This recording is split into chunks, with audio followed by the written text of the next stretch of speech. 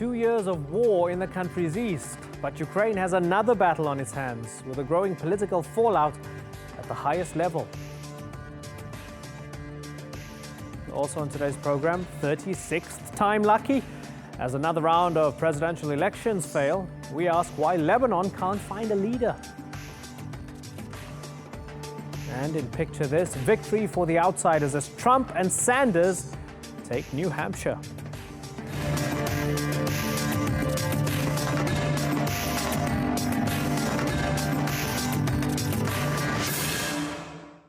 Hello and welcome to the Newsmakers with me, Imran Garta. The chocolate king who became president. He was meant to bring in a new era for Ukraine. He was elected on a promise to rid the country of corruption, restore its territory and end the rebellion in the east. But 19 months on from his appointment, the war has reached an uneasy stalemate.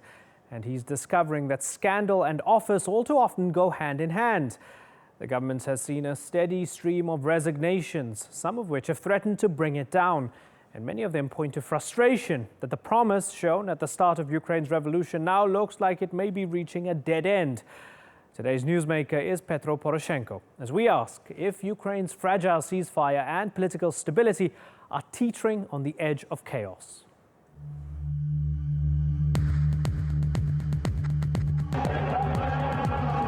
When Ukrainians took to Maidan Square 2 years ago, it was to speak out against government corruption. At the end of those protests, President Petro Poroshenko and Prime Minister Arseniy Yatsenyuk emerged as the new leaders of Ukraine. But once fighting between government forces and rebels escalated later that year, so did anger at the government. And as the economy faltered, it faced accusations of corruption. The violence may have simmered now, but not the political infighting in Kiev.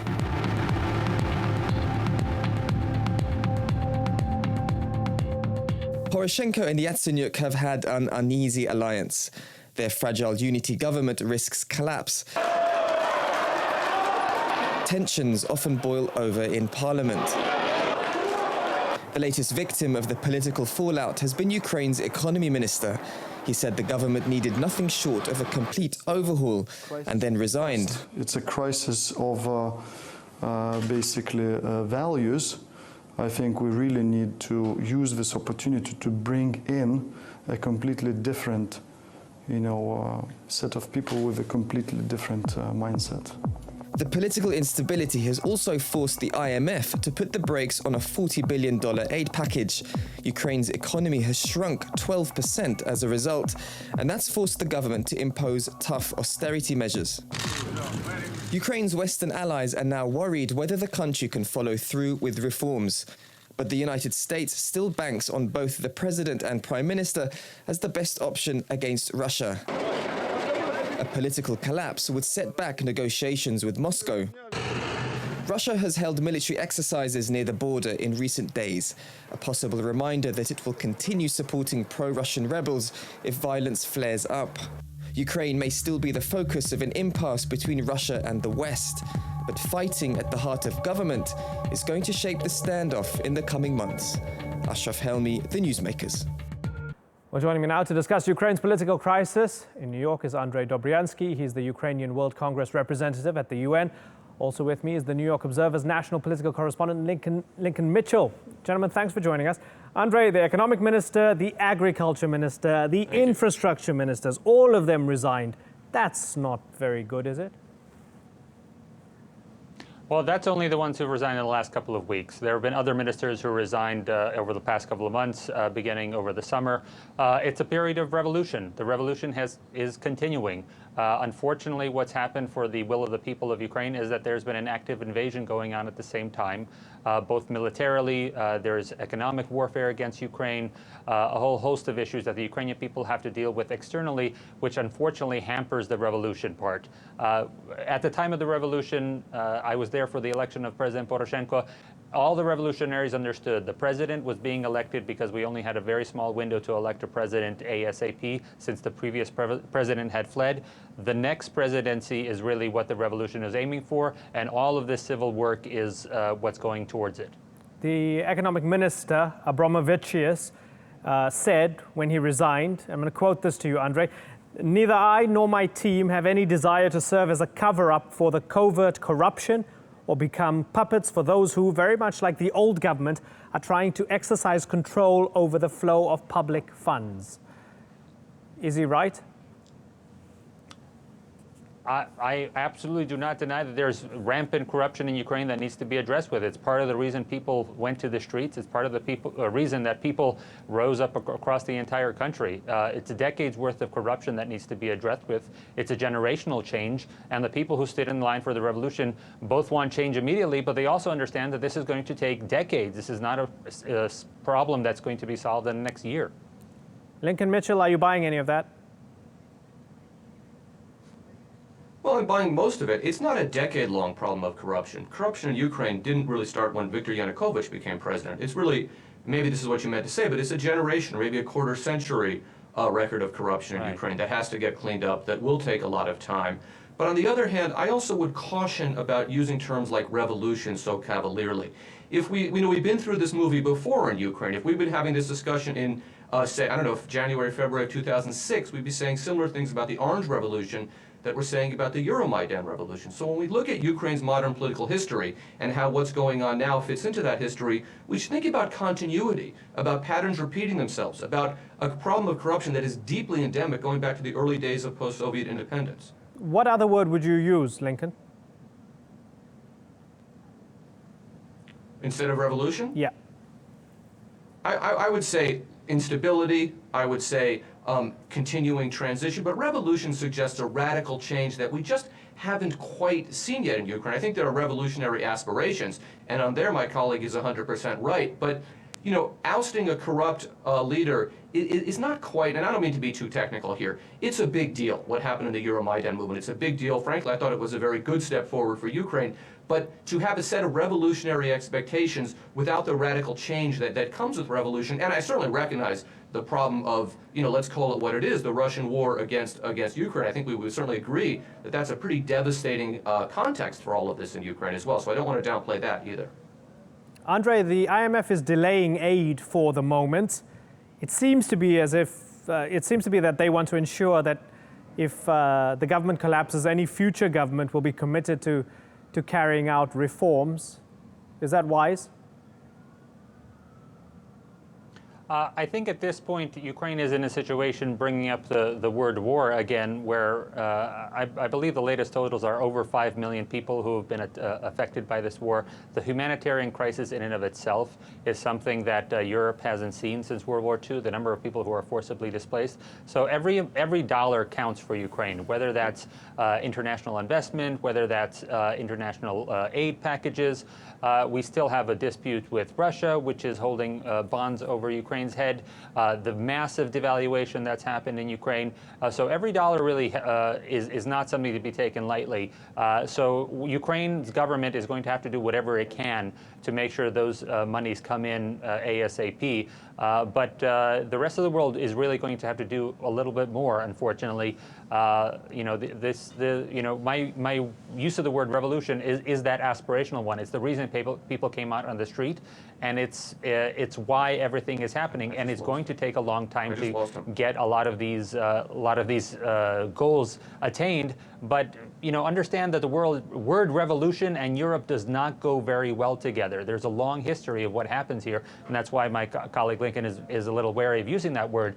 We don't want to have any more blood spilled, but it's going to take a long time to root out a lot of the institutional corruption that you see throughout Ukraine and other post-Soviet countries. Lincoln Mitchell, Andrei says that the rest of the world is going to have to do a lot more. Is one of the reasons maybe perhaps that the rest of the world is not so sure if they should be fully supporting this current government, given all the corruption, given the fact that there are many signs, perhaps, that there are those who are loyal to former President Yanukovych waiting in the wings, and that the rulers are way too divided in Ukraine right now. Is that one of the reasons why the United States and others are not doing that much? Well, I might half agree with you there. I think there is a consensus in the United States and in our European allies that we need to support Ukraine. We want to support Ukraine. We are aware of the danger posed by the ongoing Russian aggression there. But there also was a sense, and maybe it's a lack of confidence in the government, maybe it's a bigger picture sense, that we're not quite sure how to do that. We're not quite sure that we can build public support for that in our own countries to do that. The fact that there is still support for the previous regime in Ukraine, look, that's politics. You know, if some reconstituted party of the region wants to run in that elections, you know, that's democracy. Let them try. I don't think anyone in the West or Kiev should have a real problem with that. But this, I think where my colleague is 100% right, is this is going to take a very long time. And Western friends of Ukraine need to be committed to supporting Ukraine for the long haul. Because if you say, well, it's been 18 months or whatever it's been, or 2 years since the invasion of Crimea, or a little more than that since Yanukovych was deposed, and we don't see any results yet. That approach is really not helpful to Ukraine, nor is it, I don't think, particularly fair to Ukraine. This is going to take a long time, but therefore the commitment that is required is quite big, and Western governments are going to review that in a context of, particularly the United States, we have concerns globally, some of which have to do with Ukraine and Russia, and some of which don't. So it's a matter of priorities, it's a matter of resources, it's a matter of building public support, which I'm not sure has been done yet. Talking about public support, looking inside Ukraine for the moment, Andrei, there was a Gallup poll on approval ratings. Only 17% of Ukrainians support President Poroshenko, and only 8% had a favorable view of Prime Minister Yatsenyuk. Is that normal in your eyes, Andrei? I think for a country where the exchange rate has now gone to over 25, really on the street, it's maybe 28, 29 to the dollar, whereas it was under 10 before the revolution started. The amount of unemployment is skyrocketing. It's not only that, but again, the amount of people whose lives has been touched by war. The fact that a chunk of the country the size of Belgium has been militarily occupied by the largest military in the world, largest country in the world, sorry about that. These are all issues that need to be addressed with. And I just like to point out regarding the earlier point that about the West needing to do more, the West is already complicit in this. So if you're talking about whether the West needs to get involved, their financial institutions are very much involved in hiding the money of Putin's kleptocratic regime, the lesser oligarchs in Ukraine. Those monies are being funneled through and kept off of Russian shores and Ukrainian shores, and kept in areas where the Ukrainian people or the Russian dissidents can't get to them and can't expose them. And that's something that the West really needs to do. It's something that in the United States, a various coalition of ethnic communities has called on Congress to make sure that we are really taking a look at Putin's regime, which has not only affected Ukraine, but lots of other hotspots, including Syria and the world. Talking about Putin, Andrei, clearly he is actively involved in what happened in Crimea and arguably involved in what's happening in the East with the pro-Russian separatists. But in terms of the divisions within the government, the stuff that he has no control over, he must be laughing on the sidelines looking at Ukrainian politicians fighting over scraps with each other. Don't you think all of this plays into his hands?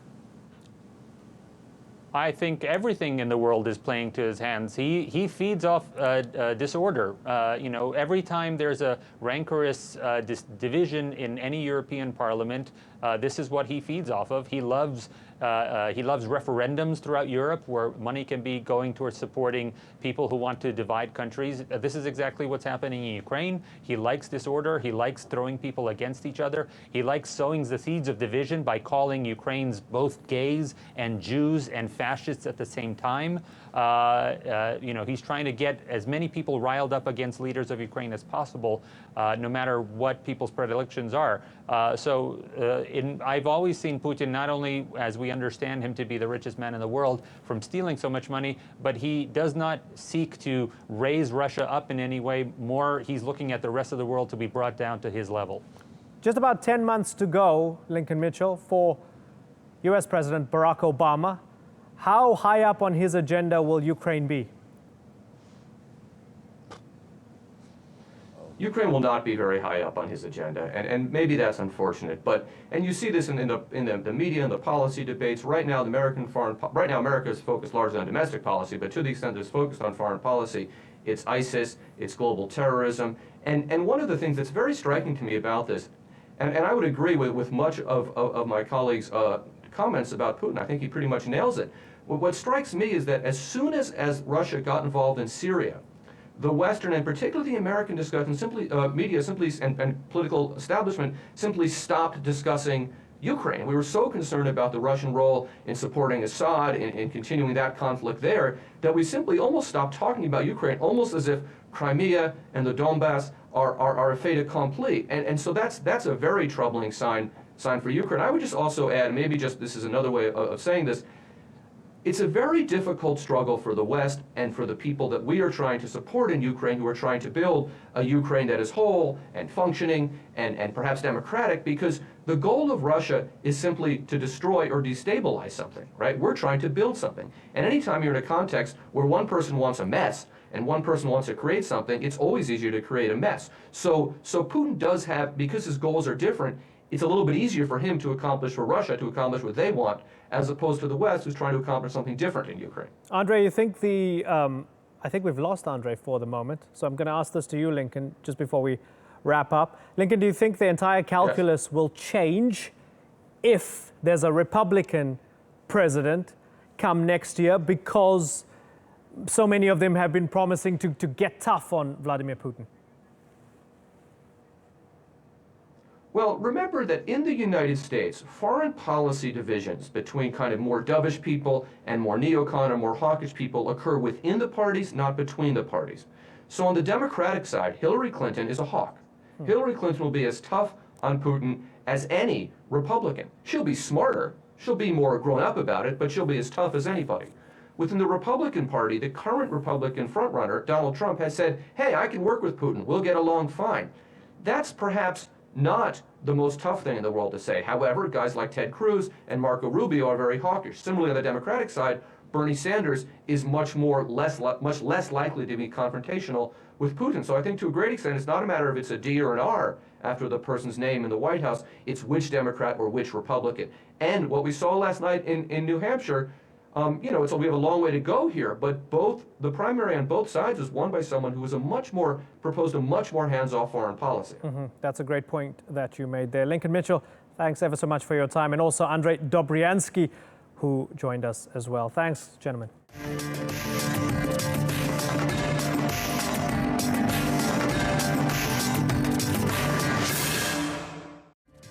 Still to come on the Newsmakers, Lebanon's future remains on hold as the wait for a new president goes on. And in picture this, outsiders coming in from the cold, why the US political establishment could be in line for a shakeup. They say you get the leaders you deserve. So where does that leave Lebanon, a country that so far has failed to elect a new president 35 times in a row?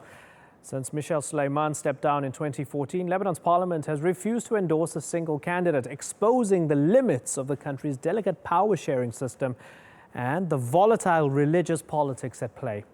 The Newsmakers' Yvette McCullough has this report.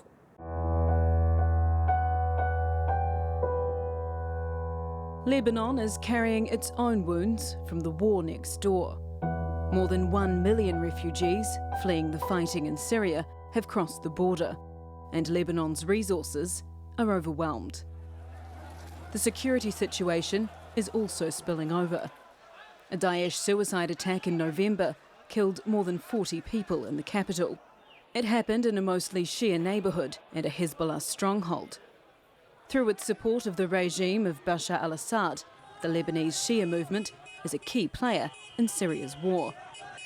It also appears to be holding many of the cards in the political deadlock back home. The sectarian factions playing out in Syria's war are putting more strain on Lebanon's already dysfunctional political system.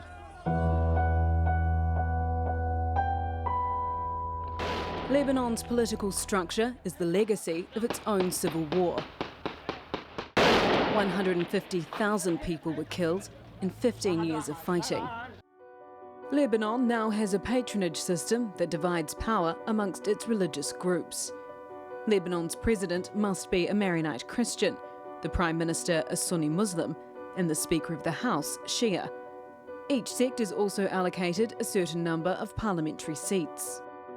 But this political quagmire has crippled the government's ability to provide even basic services. Last year, the failure to deal with rubbish collection in Beirut led to mass protests. and the issue still hasn't been resolved. Hezbollah has positioned itself as a cornerstone of the political scene and has been undermining the government's efforts to rule by boycotting cabinet meetings and votes. Lebanon's current parliament has extended its term twice since it was elected in 2009, and the country has been without a president for more than a year. Each attempt to elect one has failed. The latest this week saw less than half of the MPs turn up. The vote has once again been adjourned until next month. But with the country's sectarian divisions deepening, and without a change to Lebanon's complicated system, will the country be able to move forward from its political stalemate? Yvette McCullough, The Newsmakers. Well, joining me now to discuss the situation in Lebanon is Nadeem Shehadi, a Middle East scholar and director of the Forest Center for Eastern Mediterranean Studies at Tufts University. Thanks a lot for joining us, Mr. Shehadi. There's no budget, there's no president. Syria's going on next door, there's a refugee crisis, there's nobody to pick up the trash. Yet many still say a dysfunctional government is the only way Lebanon can have a government, that they've seen this all before. Is that true? Well, it's certainly true that we've seen this before. We've been without a president, without a government, without an elected parliament, with paralyzed institutions. This is not an abnormal thing in Lebanon because it's built into the system. So the system, in a way, goes into paralysis when it is unable to reach a consensus decision. And the decision making is gradually shifting towards consensus rather than majority rule. Since in the last 10, 15 years, I would say, we're shifting more towards consensus, avoiding disagreements, and the alternative to that is paralysis rather than breakdown. Can we say that because of what's happening right now, Iran, through Hezbollah, will be able to do whatever it wants in Lebanon, whilst the March 14th coalition, historically backed by the Saudis and the West, is severely weakened and almost dead? What do you think? Well, I think that what you just said applies to all the West's allies in the region. The Iranian-Russian the Iranian-Russian coalition with the Syrian regime has the upper hand because of inactivity from the West and the lack of confrontation from the West. So all of the West's allies in the region, whether it's Turkey, Israel, the Gulf countries, or the Syrian opposition, feel that they are in a weak position because of lack of support. Nadeem Shehadi, it's been really good to pick your brain. And Hezbollah, yes, in a way, yes, has the upper hand in Lebanon because of that. Okay, we have run out of time, but thank you very much for your thoughts, Nadeem Shehadi, joining us there. In today's Picture This, the New Hampshire primaries have captured the world's attention as former rank outsider candidates Donald Trump and Bernie Sanders swept to victory for their respective parties. Let's take a look at the latest shake-up to the US election race.